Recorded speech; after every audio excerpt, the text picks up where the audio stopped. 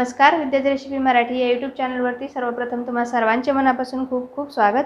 आजची आपली रेसिपी आहे पालकपुरी आणि पालकपुरी बनवण्याकरता मी इथे एक जुडी पालक स्वच्छ निसून धुवून घेतलेला आहे आणि कढईमध्ये पाणी गरम करायला ठेवले। पाणी गरम झाल्याच्या नंतर आता पाण्याला उकळी आलेली आहे आणि पाण्याला उकळी आल्याच्या नंतर हा आपण स्वच्छ केलेला पालक याच्यामध्ये वाफवून घेणार आहोत। हा पालक आपल्याला नुसता वाफवून घ्यायचा आहे, उकडून घ्यायचा नाहीये।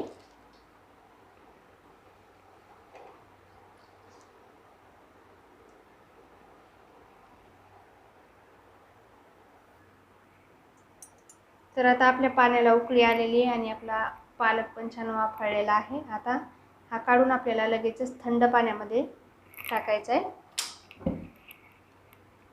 असं केल्यामुळे काय होतं की आपल्या पालकाचा जो हिरवागार रंग आहे तो टिकून राहतो आणि याची जी कुकिंग प्रोसेस आहे ते पण थांबते।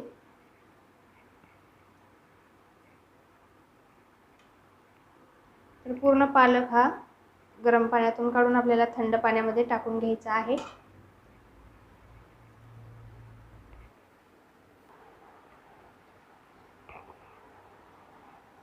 आता एक मिक्सरचं भांडं घेतलेलं आहे, त्याच्यामध्ये टाकलाय उकडून घेतलेला पालक,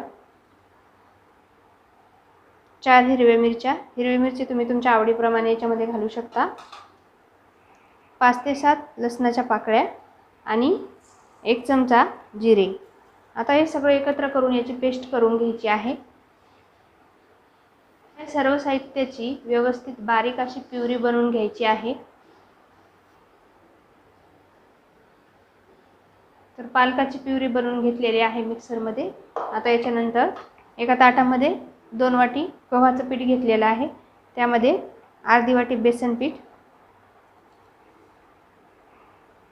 त्याच्यानंतर 1 चमचा ओवा टाकायचा आहे। ओवा हातावरती थोडासा असा क्रश करून टाकायचा, त्यामुळे त्याचा फ्लेवर याच्यामध्ये उतरतो। तर 1 चमचा ओवा, 1 चिमूटभर हिंग, 1 चमचा तीळ, थोडीशी हिरवी कोथिंबीर आणि त्याच्यानंतर आता ही पालकाची जी प्युरी बनवून घेतलेली आहे ती याच्यामध्ये टाकायची आहे।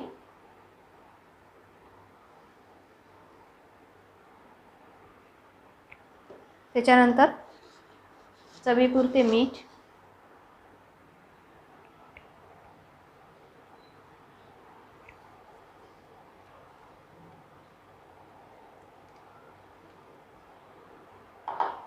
आता हे सर्व साहित्य पिठामध्ये मिक्स करून घ्यायचे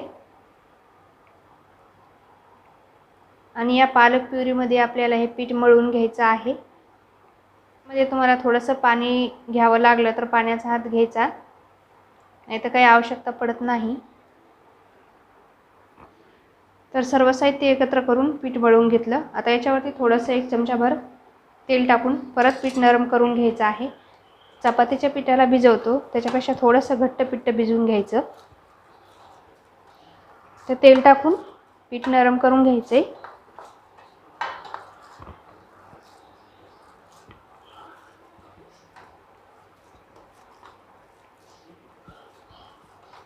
तेल टाकून पीठ नरम करून घेतलेलं आहे आणि आता हे 10 मिनिटाकरता आपण झाकून ठेवणार आहोत।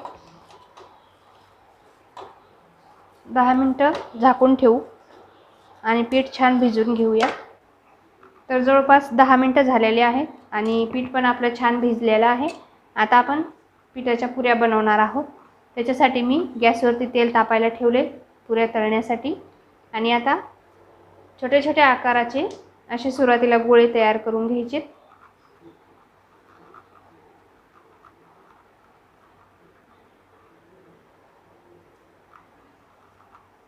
असे गोळे तयार करून ठेवल्यामुळे पुऱ्या पटापट आपल्याला लाटायला मदत होते। तर अशा प्रकारचे पूर्ण पिठाचे मी गोळे छोटे छोटे बनवून घेतलेले आहेत। आता याच्या बनवायच्यात पुऱ्या। तर पुऱ्या मी तेल लावून बनवणार आहे, तुम्ही पीठ लावून पण बनवू शकता, पण पुरी पीठ लावून बनवल्यामुळे आपलं जे तळायचं तेल आहे ते खराब होतं, त्याच्यामुळे मी पुऱ्या ह्या तेल लावूनच बनवत आहे। तुम्हाला हवा असल्यास तुम्ही पीठ पण लावू शकता। तर बघा, ही पुरी जास्त जाड किंवा जास्त पातळ अशी लाटायची नाही, तर मध्यम आकाराचीच लाटून घ्यायची आहे। तर अशाच पद्धतीने सगळ्या पुऱ्या आता मी बनवून घेणार आहे। तर बघा, आता आपलं तेल तापलेलं आहे आणि पुऱ्या पण आपल्या रेडी आहेत। आता तेलामध्ये टाकून याला आपण तळून घेऊया।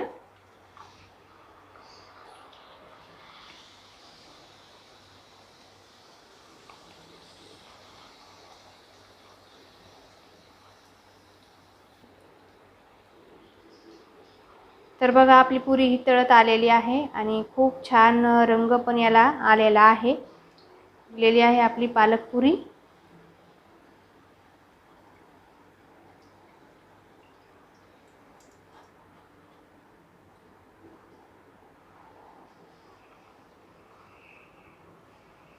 तर परत आपण राहिलेल्या पुऱ्या तळून घेणार आहोत।